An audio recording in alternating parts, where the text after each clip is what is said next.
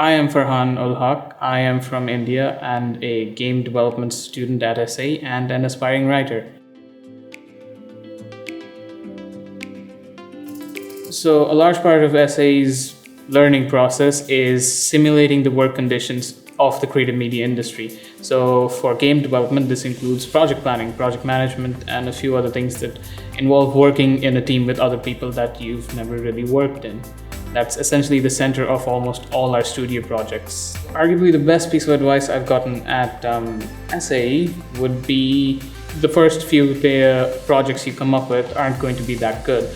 And as someone who's repeatedly tried to come up with new projects to work on, none of them have worked. And so this advice was essentially like, it helped me finally understand that failure isn't the end of the world. It's just another opportunity to learn.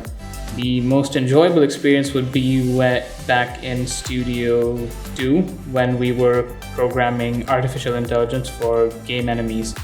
As a storyteller, one of my favorite things about stories is when the viewer, reader, etc. form a connection with the story.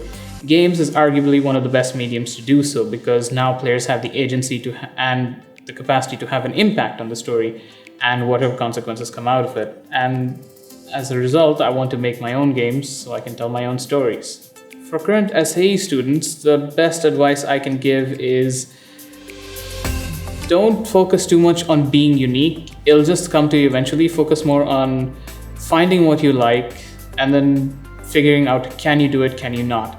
Because when you figure out what you can do and what you can't do, automatically you sort of have an idea of how much of what you like will be shown in what you make, essentially. I have a few projects lined up that I want to work on that I just haven't attempted, but that's probably the best place to do it. Additionally, maybe working as a freelance programmer, that's one way of doing it, or just working remotely with studios from across the globe.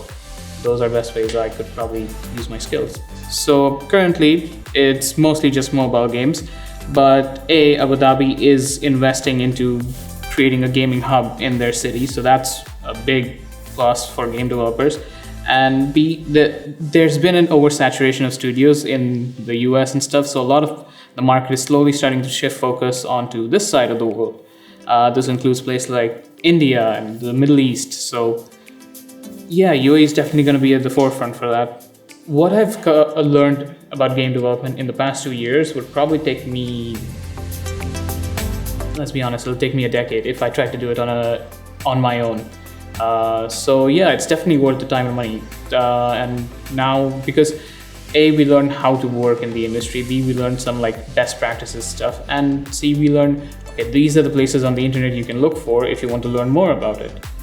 If I was doing this on my own, I wouldn't have any of this information except Google. On one hand, portfolios are more important, especially in the creative media industry. But on the other hand, a degree is sort of like a proof that you know this much. You have the basics necessary. You have the basics down for being a game developer or an audio engineer, whatever. So it can be useful, but ultimately it is the portfolio which SA is kind enough to help us work on with all of our projects that matters more than the degree.